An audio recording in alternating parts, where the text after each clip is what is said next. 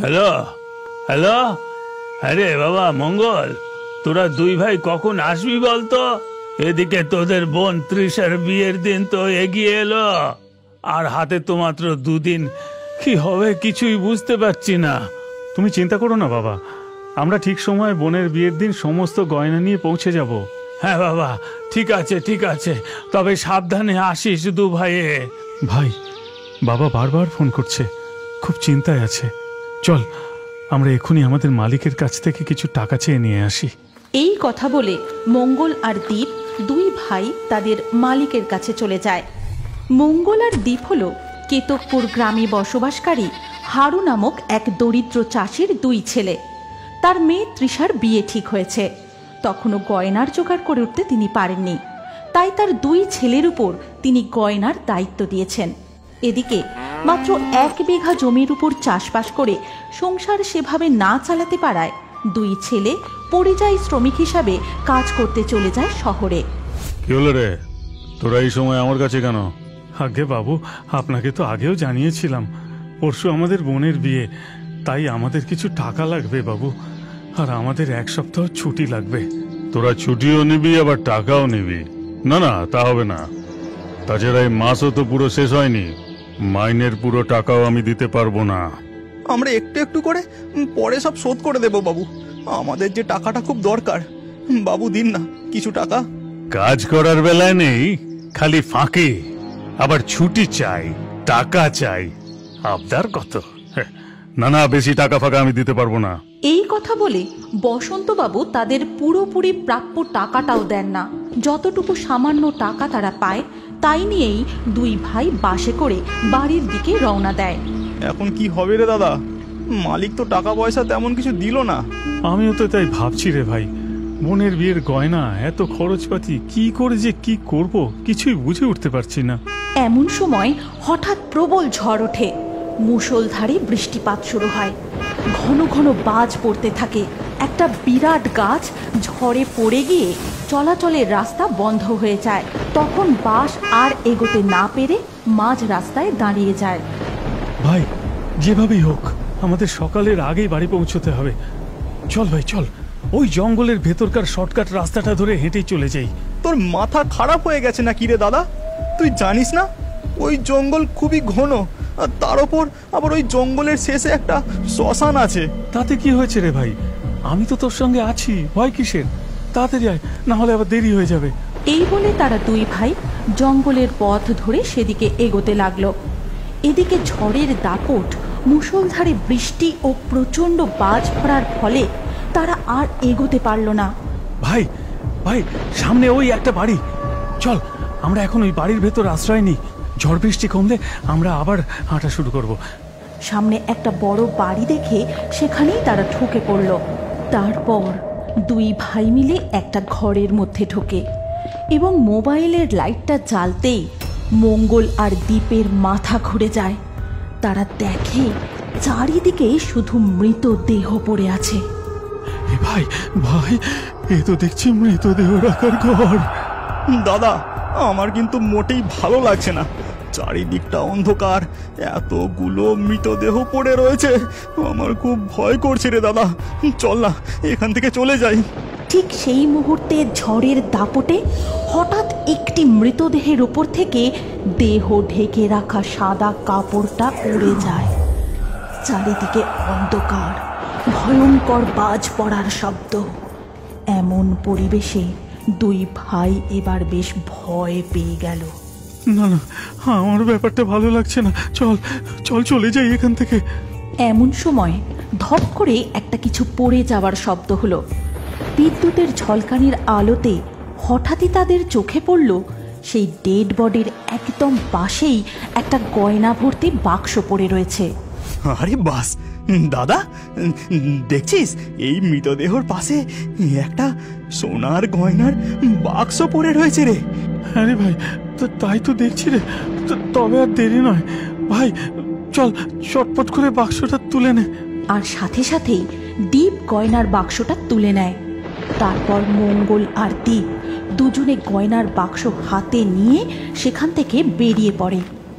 ভগবান যে বোনের গয়নার ব্যবস্থাটা এভাবে করে দেবে ভাবতেও পারিনি। সত্যি কথা বলতে অনেকটা হালকা হলাম রে। এমনিতে হাতে টাকা পয়সা নেই, তাই খুব চিন্তা হচ্ছিল। এমন সময় তাদের চারপাশটা প্রচণ্ড চড়া সেন্টের গন্ধে ভরে যায়।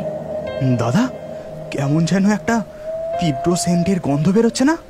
হ্যাঁ, আমিও পাচ্ছি গন্ধটা। এটা মোটেও ভালো ব্যাপার না। চল তাড়াতাড়ি পা চালা। ঠিক তখনই কেমন যেন এক ভয়ঙ্কর শব্দ তাদের কানে আসতে লাগলো।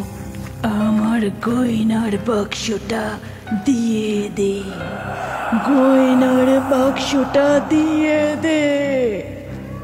এইভাবে সারা রাত ভয়ে ভয়ে নানা ভৌতিক পরিবেশের মধ্যে দিয়ে পথ চলতে চলতে অবশেষে সকালবেলা দুই ভাই বাড়ি এসে পৌঁছলো। বাড়ি পৌঁছেই দেখে তাদের বাবার সাথে প্যান্ডেল ও ক্যাটারিংয়ের লোকেদের সঙ্গে টাকা পয়সা নিয়ে একটু কথা কাটাকাটি হচ্ছে। এই দেখে মঙ্গল আর দীপ তাদের কাছে থাকা পুরো টাকাটাই বাবার হাতে তুলে দেয়। এরপর বিয়ের দিন রাতে, তোকে তো গয়নাগুলো পরে বেশ মানিয়েছে রে। দাদারা কেমন পছন্দ করে এনেছে বলতো? কই গো গিন্নি, কোথায় গেলে গো? এদিকে বর যে এসে গেছে। এই কথা শুনে মল্লিকা ঘর থেকে চলে যায়। তারপর তৃষা আয়নার সামনে গিয়ে দাঁড়াতেই আয়নায় এক ভয়ঙ্কর ডাইনিকে দেখে। আমার গয়নাগুলো দিয়ে দে, আমার গয়নাগুলো দিয়ে দে। এই দেখে তৃষা চিৎকার করে ওঠে।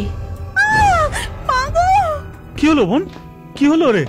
এমন চিৎকার করে উঠলি কেন? ওই আয়নার ভিতরে কাকে যেন দেখলাম রে দাদা।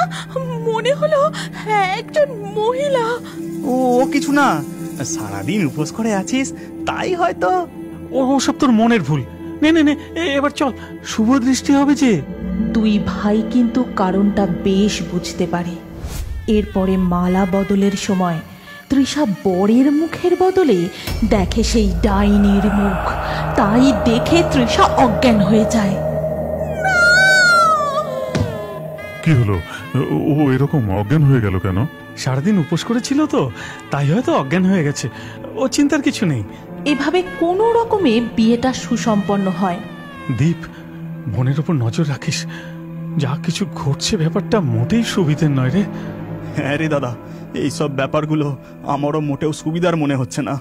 এরপর বাসর ঘরে যখন সকলের একটু তন্দ্রা এসেছে, তখন ওই ডাইনি তৃষার মায়ের রূপ ধারণ করে তৃষাকে ইশারা করে ডাকে এবং তাকে ছাদে নিয়ে যায়।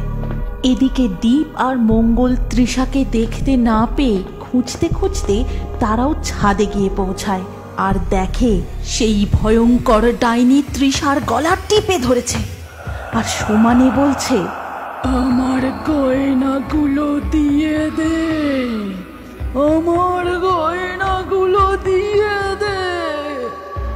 আর এই ভয়ঙ্কর দৃশ্য দেখে দুই ভাই সেই ডাইনির কাছে অনুরোধ করতে থাকে তাদের বোনকে ছেড়ে দেওয়ার জন্য।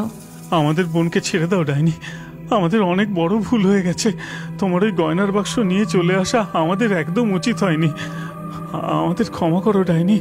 আমরা এক্ষুনি বোনের গা থেকে সব গয়না খুলে তোমায় দিয়ে দিচ্ছি। এই কথা শুনে ডাইনি তৃষাকে ছেড়ে দিতেই তৃষা অজ্ঞান হয়ে পড়ে যায়। আর বোনকে ভূতের হাত থেকে বাঁচাতে দুই ভাই বোনের গা থেকে গয়নাগুলো খুলতে শুরু করে। এবার কি হবে রে দাদা? আমাদের বোনকে তো তাহলে শ্বশুর বাড়ির লোকেরা অনেক কথা শোনাবে, ওর ওপর অত্যাচার হবে, হয়তো ওকে মেরেই ফেলবে। ঠিক বলেছিস, শ্বশুর বাড়ির লোকেরা তাদের মনের মতো জিনিস না পেলে অনেক কথা শোনায়, অপমান করে, কখনো কখনো গায়ে কেরোসিন নয়তো দড়ি। তুমি এসব কেন বলছো? তুমি তো তোমার গয়না পেয়ে গেছো। যাও, এবার চলে যাও। মোরে ভূত হয়ে গেছে, তবু গয়না ছাড়বে না। ওরে, আমারও একটা মেয়ে ছিল, তার বিয়ের সময় শ্বশুর বাড়ির চাহিদা মতো গয়না দিতে পারেনি, তাই শ্বশুর বাড়ির লোকেরা ওর উপর বড় অত্যাচার করত। আর যেদিন আমি বাকি গয়না নিয়ে ওকে দিতে গেছিলাম, সেদিন পৌঁছে দেখি আমার মেয়েকে ওরা পরিয়ে আর ফেরার পথে অন্য মনস্কভাবে হাঁটতে গিয়ে রাস্তায় অ্যাক্সিডেন্টে আমিও প্রাণ হারালাম। তোদের বোন আমার মেয়ের মতো, ওকে এই গয়নাগুলো পরিয়ে দে। বোনের বিয়ে মিটে গেলে আমার শ্রাদ্ধের ব্যবস্থা করিস, আমার যে কেউ নেই। এই কথা বলে ডাইনি সেখান থেকে অদৃশ্য হয়ে যায়। তারপর বোনের বিয়ে মিটে গেলে দুই ভাই সেই ডাইনির শ্রাদ্ধ শান্তির ব্যবস্থা করে। এই গল্পের পরবর্তী অংশে কি হতে চলেছে আপনি কি জানতে চান? তাহলে আমাদের ফেয়ারি টুনস বাংলা কার্টুন পেজটির ফলো বাটন ক্লিক করে এক্ষুনি ফলো করে নিন। আর আপনি যদি কার্টুন প্রেমী হয়ে থাকেন তাহলে এই গল্পটি অবশ্যই শেয়ার করুন। তাহলে বন্ধু, আবার দেখা হচ্ছে আমাদের পরবর্তী ভিডিওতে।